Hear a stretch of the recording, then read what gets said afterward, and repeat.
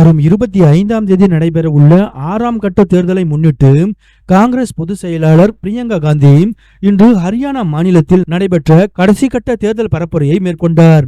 முன்னதாக ரோட் ஷோவாக வந்த பிரியங்கா காந்தியை பல்லாயிரக்கணக்கான மக்கள் திரண்டு வந்து வரவேற்றனர். ஹரியானா மாநில மக்கள் மத்திய பாஜக அரசு மீது கடும் கோபத்தில் உள்ளனர்.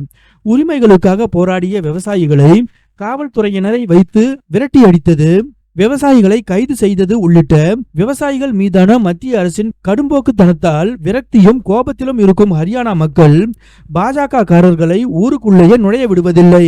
ஓட்டு கேட்டு வரும் பாஜக பிரச்சார வாகனங்களை அடித்து உடைத்து விரட்டி அடிக்கின்றனர்.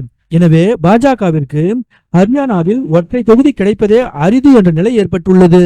இந்நிலையில் பிரியங்கா காந்தி செய்து வரும் பிரச்சாரமும் அவரது பேச்சை கேட்க பல்லாயிரக்கணக்கான மக்கள் திரண்டு வருவதையும் பார்க்கும்போது அம்மாநிலத்தில் காங்கிரஸ் கூட்டணி கிட்டத்தட்ட எல்லா தொகுதியிலும் வெல்லும் என்பதை உறுதிப்படுத்துவதாக உள்ளது.